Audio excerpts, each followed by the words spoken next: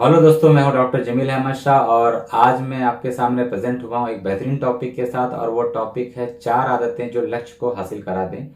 इस टॉपिक को लिखने के लिए मैंने एक बेहतरीन किताब पढ़ी है। उस किताब का नाम है 7 habit of highly effective people. उसके राइटर जो हैं स्टीफन आर कोवी। मेरे पास ये हिंदी वर्जन में है, आप भी पढ़ सकते हैं। इंग्लिश वर्जन में भी ये किताब आती है। तो ये पूरी किताब पढ़ने के बाद मैंने इस टॉपिक को लिखा है और ये टॉपिक लिखने के लिए मैंने पूरी किताब को डिटेल में पढ़ा है और काफ़ी बेहतरीन किताब है और इतनी मशहूर किताब है कि आपको मैं बता दूं कि ये मशहूर इतनी क्यों है। क्योंकि एमबीए के जो स्टूडेंट होते हैं अमेरिका में, इसके शॉर्ट कोर्सेज करते हैं इस किताब के, अपने बिजनेस स्किल को सुधारने के लिए। तो ये किताब को मैंने काफ़ी डिटेल में पढ़ा है और इस पूरी किताब को मैंने समराइज किया है, तब जाकर ये टॉपिक लिख पाया हूँ कि 4 आदतें जो लक्ष्य को हासिल करा दें। तो वो 4 आदतें ऐसी हैं कि अगर वो इंसान के साथ नहीं है तो इंसान कोई भी लक्ष्य को हासिल नहीं कर सकता है। तो मैं आपको एक एक करके उन 4 आदतों के बारे में बताऊंगा। तो पहली आदत जो है वो है डिसिप्लिन।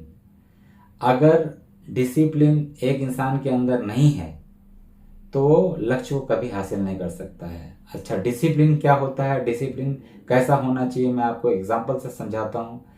कि जो इंसान घड़ी पहनता है, अपनी कलाई पे बांधता है, वो घड़ी किसी भी के कलाई पे बांध दे, वो घड़ी वही वक्त बताएगी जो वक्त पे वो चल रही है। यानी कलाई कितनी भी बदल ले, लेकिन घड़ी का काटा टस से मस नहीं होगा, वो अपने टाइम के हिसाब से ही चलेगी। तो इंसान का डिसिप्लिन भी उसी घड़ी की तरह होना चाहिए जो कलाई पे बांधी जाती है। ठीक है। तो आपको और एग्जांपल दे दूं कि अगर कोई इंसान की जिंदगी में एक लक्ष्य है और उस दिशा में वो काम कर रहा है और वो काम करने का मन नहीं कर रहा है, फिर भी वो काम को कर रहा है, इसका मतलब है कि वो इंसान अपने लक्ष्य के लिए एक डिसिप्लिन में चल रहा है। ठीक है। दूसरा जो आदत है वो है फोकस का। अगर कोई इंसान अपनी जिंदगी में एक बड़ा लक्ष्य रखता है तो उसका फोकस होना बहुत जरूरी है अपने काम के प्रति, अपने लक्ष्य के प्रति। अच्छा, फोकस बोलने से काम नहीं चलेगा। फोकस कैसा होना चाहिए, मैं आपको एग्जांपल से समझाता हूँ। आपने बचपन में या किसी किसी भी उम्र में जब माचिस की तीली को जलाना था धूप में, सूरज की रोशनी में, तो एक मोटे ग्लास का इस्तेमाल करते हैं। आपने हो सकता है जलाया भी हो। तो मोटे ग्लास को जब हम धूप में रखते हैं और नीचे तीली रखते हैं तो मोटे ग्लास से वो तीली जल उठती है। आपने किया भी होगा। तो ऐसा क्यों होता है? प्लेन ग्लास से आप नहीं जला सकते।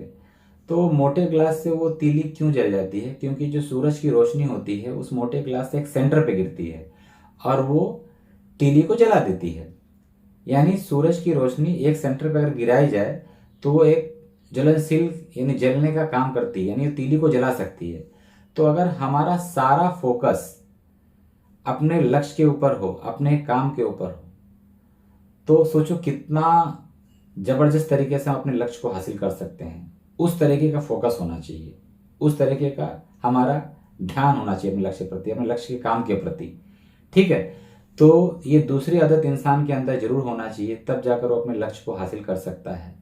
और तीसरी आदत जो इंसान को जरूर पालन करना चाहिए, जरूर फॉलो करना चाहिए, वो है प्लानिंग। दुनिया में कोई भी काम शुरू करने से पहले वो प्लानिंग के दौर से गुजरना पड़ता है। एक बंगला भी अगर आपको बनाना है, अगर आपका लक्ष्य है, तो आपको प्लानिंग करना पड़ेगा। आपको एक बिल्डिंग बनाना है तो प्लान पे पहले आता है। अगर आपको कोई एग्जाम लिखना है तो आपको प्लान करना पड़ता है।